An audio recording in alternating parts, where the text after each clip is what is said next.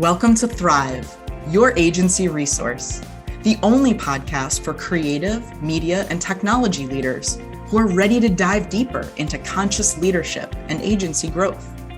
I'm your host, Kelly Campbell. Thrive is brought to you by Accessiby, the leading web accessibility solutions provider. Join thousands of agencies that are already incorporating web inclusivity into their service offerings. Visit accessiby.com today. So welcome back to Thrive. Last time I was talking with Melanie Chandrawang about the future of agency operations. I hope you enjoyed that episode.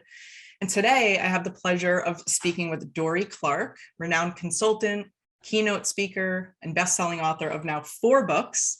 The newest one being The Long Game, How to Be a Long-Term Thinker in a Short-Term World. Hope you can see that if you're watching. Dorie is also represented by Consciousness Leaders, and I'm really excited to have her in that collective. She was actually named one of the top 50 thinkers in the world, and you're about to find out why. So Dorie, thank you so much for being on the show today. I'm really, really grateful to spend some time with you. Hey, Kelly, thank you. Great to be here. So I love this book. I hope everybody who's listening or watching goes out and grabs a copy.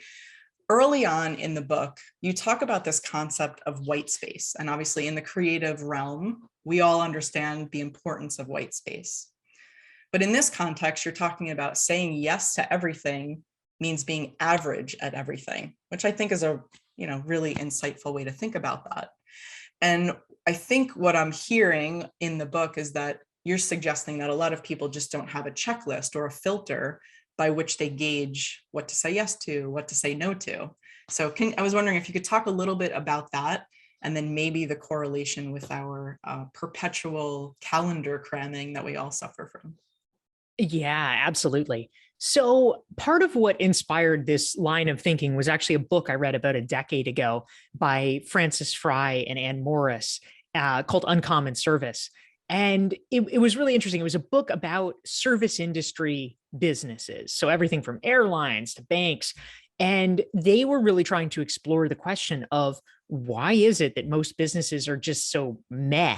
I mean, it's pretty rare that there's anybody that's like, oh, I'm so excited about my airline. Let me tell you about them, right? Like that just doesn't really happen. And so, why is it that despite, clearly every business would love to be exemplary. They would love to have, viral chatter about them, but it just doesn't really happen. And what they realized at a very fundamental level is that companies, and I will argue this is true for individuals as well, but in this case, companies are just so reluctant to make choices, to make strategic choices, that they try to do everything. It does not work out well. They have this fantasy in their head that like, oh, we're going to choose to be great at this, and then we'll just be average at everything else. But this is where we'll be great. And what they said, which I think is very true, is no, it doesn't work that way. You have a finite amount of energy. If you're going to be great at something, you have to choose to be bad at something else. Mm-hmm. And the strength is in understanding what to be bad at. Mm-hmm. So we do have to really plow down and make the choices. And so that inspired me a lot as I was thinking about us as individuals in our own careers. What are we going to choose to be bad at? We have so many things clogging our inboxes, and we get our attention grabbed and waylaid, and we need to become a little more ruthless about prioritizing. Yeah. And so I think that, as this correlates for me and obviously what you said in the book about the idea of jam packing our calendars, saying yes to everything, right? It's not just saying yes to, we're going to offer all of these different services, although that's clearly part of this as well. But it's even on that kind of more micro level, on the day-to-day level, where we just cram and cram, say yes. And there is really very little filter. Part of me thinks that it comes from a trauma response of people pleasing and not wanting to hurt someone's feelings. And maybe your argument in the book is that, saying yes to everything, maybe there's an element of like fear of missing out or fear of, losing some opportunity, but there's got to be a checklist. There's got to be a filter, right? Sure. I mean, ultimately, it's it's all of those things, right? I mean, nobody wants to be a bad guy. Nobody wants to miss out on anything. You don't want to leave money on the table. There's a million reasons why we might justify saying yes. But ultimately, what I've come to discover, I mean, part of what is so powerful to me, honestly, when I think about strategy and just the concept of strategic planning, I mean, it might sound kind of like nerdy or arcane, but ultimately, it strikes me as really almost a modern place where we actually have the ability to show courage, because it is about making decisions and cutting off options, just saying, no, this is the plan. This is the way that we're going to do this. This is the hypothesis. I am going to test it. And we all know ultimately that, not deciding is a form of decision, but frankly, it's a weak form of decision. It's just like, oh, well, let's see what happens. Right. There is strength in making a call and being willing to accept the consequences of that call. Right. And I admire that in people. Right. It's interesting because as you're saying that, I'm thinking about one of the practices that I have, and I've talked about this on the show before, is I have these 5 Post-it notes that I try to write one thing on each day, and each Post-it note stack has a different question on it. And one of the questions is, what did I say no to?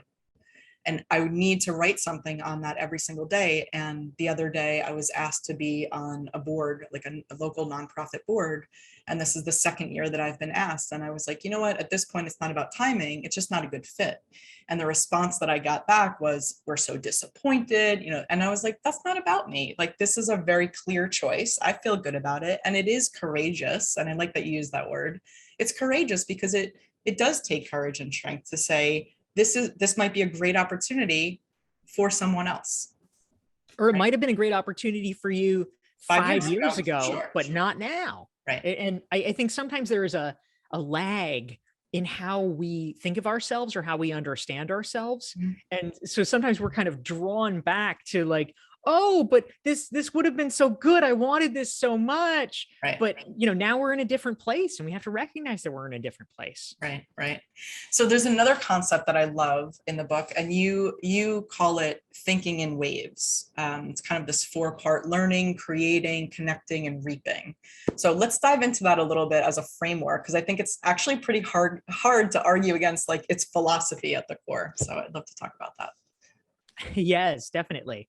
So ultimately, kind of similar to what we were talking about before, the fact that we can't do all the things. This is in some ways a kind of refinement of that, which is that of the things we're choosing to do, we have to also recognize we can't do all the facets at one time. We have to understand that there are phases. I think of them or call them waves, where we're in a different place in the cycle of whatever it is that we're doing. And it becomes really helpful, I think, because for a lot of people, there's a tendency to beat ourselves up that we're not doing more things, that we're not doing them faster, that it's not happening faster. But, the truth is, like, you can't plant a tree and then just be so mad, like, well, why didn't it grow a foot? It's like, you know what? It will grow a foot, just like you have to wait a little bit. Right. And similarly, for all of us, there's really kind of 4 stages that we're in almost any skill that we're learning, in almost any business that we're cultivating. And they are, as I identify them, learning, creating, connecting, and reaping. And briefly, I mean, the learning phase in some ways is kind of self-evident, which is that before you start doing your own thing, it is really useful to kind of know what sphere you're operating in.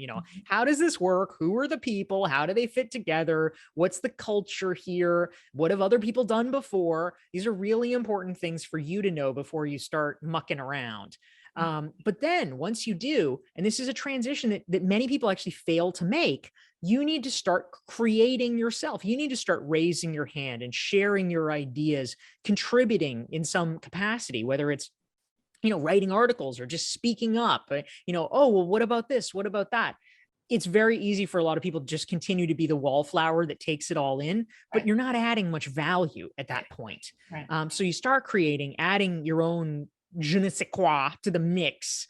And then at a certain point, you get to connecting, because no matter what you're doing, if you're the only one speaking up, if you're the only one that knows what your ideas are, they're inherently not going to travel very far. It's not going to be very useful. You need to amplify that. And you can do that by building your network, getting even more and better ideas by connecting with other folks.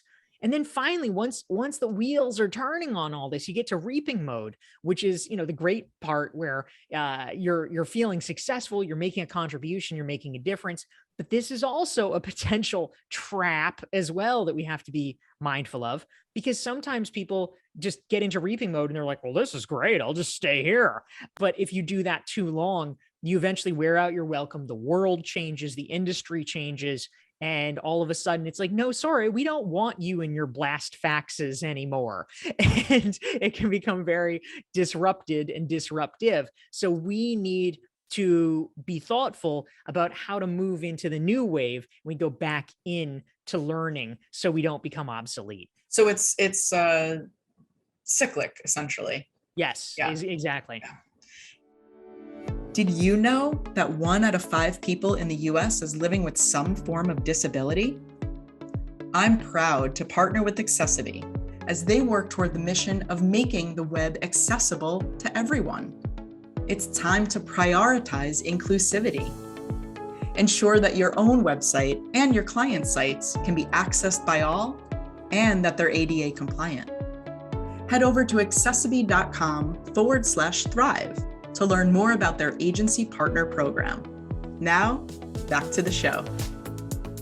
I love that. And I think it's true that some people can go through the first 3 waves, they get to reaping, and then they become like that guy in the networking event who's just like not connecting with anyone on a personal level, handing out the business cards, saying the spiel, and then looking at the room as like, what's in it for me, as opposed to how can I add value here? Nobody wants to be that guy. Totally. Okay, no, that makes sense. I like it.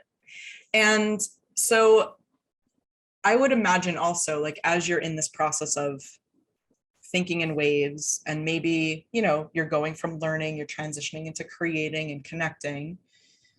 I think maybe between, and you can say if this is true or not, between connecting and reaping, could there be a moment or months or years where you're like, it's not happening fast enough, right? Like I should be somewhere else at this point. Like what about that point? I mean, I know that it fits in between that transition, but is that where what you call strategic patience kind of sits into the chronology? Well, the main thing, Kelly, is it never happens fast enough. Oh, right. I mean, like literally all of us at every stage. I mean, in part, I was inspired to write The Long Game because I work with so many clients where almost all of our sessions would basically start with them just venting and being so frustrated because, but I did this and I did this and I did this. And then, and then Ted isn't calling yet. Right. And it's like, okay, I get it. I totally get it. And it just is this process where we unfortunately typically have to keep plowing the fields far longer than we thought or wanted or expected. So that is a big piece of it. Mm-hmm. But yes, you're exactly right. In The Long Game, I talk about a concept called strategic patience, which is basically, it's sort of my version. It's my way of helping to make peace with this for myself, for my clients, because so often, I decided to come up with my own name for it because regular patience, I think it often has the connotation, which I don't love, of passivity, right? Like I remember like as a kid, whenever I sort of wanted to do something or whatever, my mom would be like, just be patient. Right. And, basically that's kind of code for like, please shut up, please stop asking about this. And it's so frustrating. Like nobody wants to, be told that. We want to be forward moving. Right. And so strategic patience is kind of my way of navigating this, because the truth is, I mean, there's certain things you just can't speed up. Like there's only so much control we have in the universe. So yes, we do kind of have to be patient, but it also doesn't mean that we just have to sit back and do nothing and kind of wish and hope, because that's not good either. You want to have a kind of active patience, a strategic patience, where you're trying things, you're testing things, you have a hypothesis. You say, okay, well, I think this might work. I think this might show some progress. Let's see, let's investigate. And you're at least doing something positive to move toward your goals rather than just sitting back and, creating your vision board or whatever. I'm curious, how do you think about this in your own life, Kelly? Well, it's interesting because the way that, so after I sold my agency in 2016, I was like, well, we were working with nonprofits and foundations and corporate social responsibility initiatives and things like that. So I thought, oh, well, naturally, I'll just go and be like a nonprofit consultant from a marketing perspective. And that, I think, was not getting so much traction, probably mostly because I wasn't really wanting to do that. It was just the thing that naturally felt like, well, this is the thing I should be doing because this is my expertise. Right. And then when I felt like, and I had the opportunity to work on some great projects, one for NASA. So it's not like it didn't work. It just, my heart wasn't in it. And then I thought about, probably what you're talking about, cutting out everything else and looking at, well, what are the things that I'm really passionate about, like essentially developing, using myself as a client or a test case for really strong positioning. And so when I started with messaging and understanding what fellow agency owners wanted and needed and were looking for, and what their challenges and pain points were, I would start creating, right? So creating content from the place of like, I've been in your shoes, here's how I could potentially help. And I think it took a little while for that content to catch on. And then it took me a little bit longer to start talking differently than some of the other agency growth consultants out there who were just about scalability, profitability, bottom line. I was like, no, it's actually about the people. Why is no one talking about that? So yeah, but it took a while for that flywheel of content to catch on. And so strategic patience definitely came in at that point. And now, I'm definitely in that whole circle or cycle that you're talking about. Oh, that's great. That's such a good example. Thanks for sharing that. Yeah, absolutely. So for viewers and listeners who are kind of like, okay, well, I get the idea of strategic patience. I really like that it's active. I also would imagine there are some questions that they might be able to ask themselves, just to kind of take that away and maybe implement that pretty immediately. What are some of those questions? Yeah. Well, I think one useful thing to keep in mind, first and foremost, is we often, I think this is a human tendency, and I see it in a lot of my clients, we often are so afraid that we are going to be the sucker, that we're going to be the laughing stock that is holding on too tightly to a thing that's not working, that we tend to veer to the opposite extreme. And instead, we give up too quickly on a thing that actually might work and might have potential, but we have not given it enough room to run and enough room to actually develop into what it could. And so, I certainly understand, no one wants to be, victim to the sunk cost fallacy or what have you.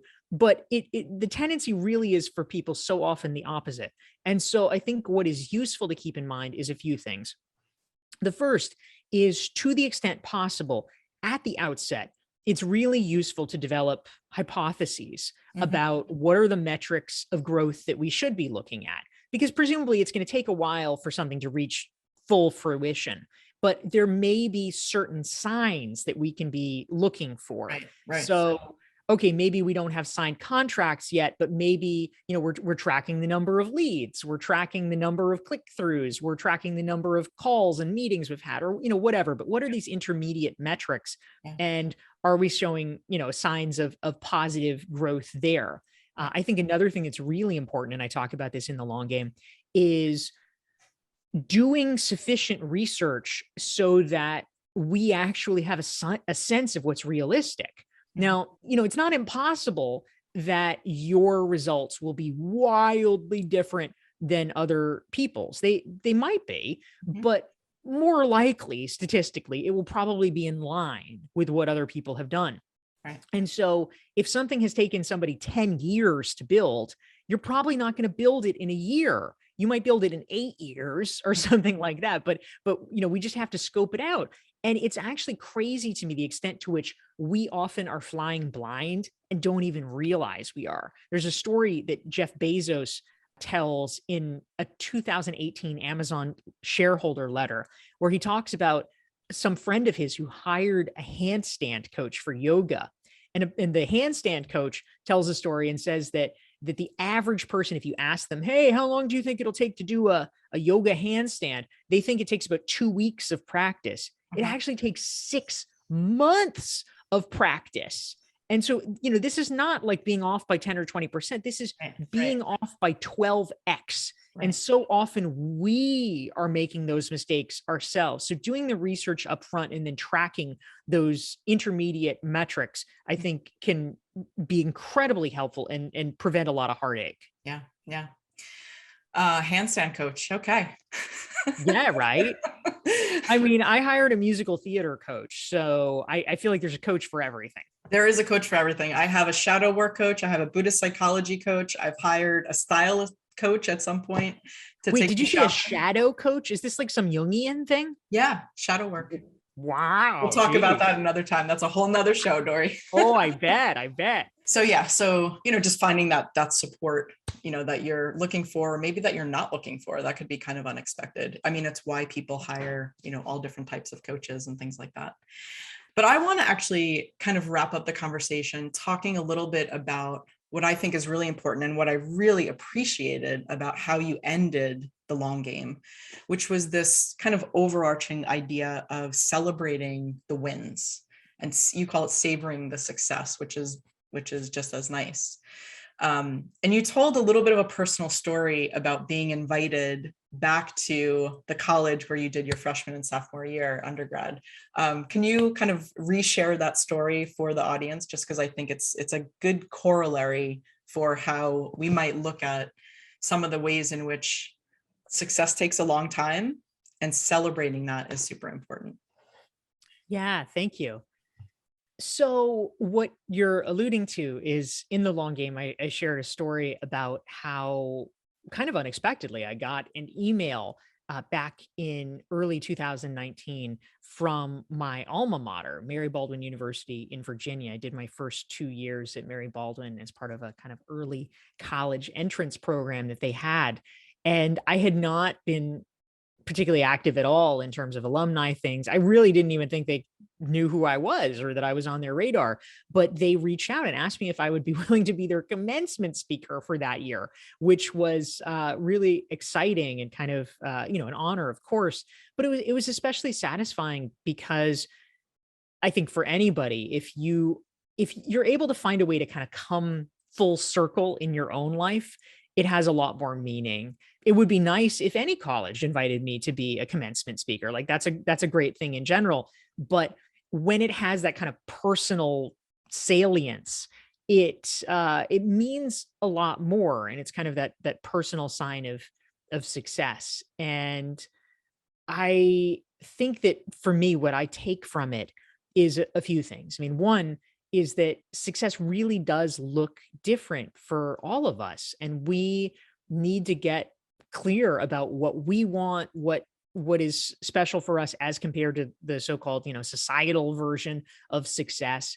Some people are super into boating and they want to spend their money on boats, and some people want a vacation home or whatever. These are great things, but it's not one size fits all. For me, taking the time to be able to speak at this school, which, it's this little school in this little town, but it was extremely meaningful to me because of my personal connection there and just the sort of the message in my own life of like, oh, wow, okay, now we're coming full circle. I have made enough progress that I am, essentially doing my teenage self proud, which is kind of a nice thing for any of us to be able to do.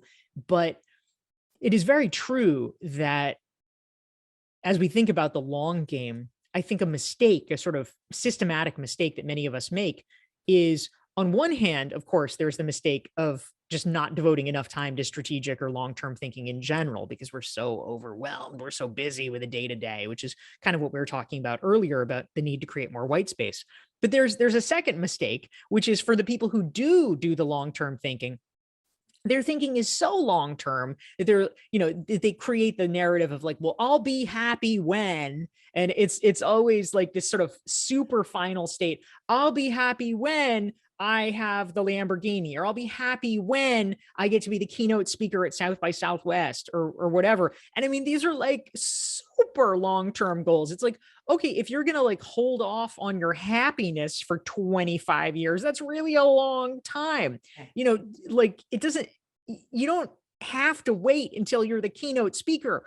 Getting to be a workshop presenter, you should celebrate that. Frankly, getting your email returned by the conference organizer, celebrate that, because that doesn't always happen either. Right. So it's understanding that there are milestones and that we can and we should be tracking them. And at every point along the way, we can say, you know what, good job. Because you know what, the me of 5 years ago would have been happy even for that. Yeah. Dayenu, right? But now it keeps getting better and better. And if we can appreciate that and recognize that, I think it leads to a lot more overall life satisfaction. 100%. I agree with that. And I think it also leads to, or is a reflection of how present we are, right? Because if you're always thinking about, well, that's fine, like, great that happened, let me kind of shove that to the side. And what's the next thing? Clearly, you're not, maintaining that presence, which is so important for satisfaction and purpose and fulfillment and all of those things. So great point to end on. Everybody go pick up a copy of this book, The Long Game. You will thank me. You will love it. Dorie, thank you so much for being on the show. I really, really appreciate you. Great to speak with you, Kelly. Thanks for having me on. I hope you enjoyed this episode. Be sure to subscribe wherever you watch or listen. And a final note of gratitude to the official sponsor of Thrive, Accessiby, the leading web accessibility solutions provider. Learn more about the win-win proposition and keep your clients' websites inclusive and compliant. Be sure to check out their partner program for your agency today at accessiby.com/thrive.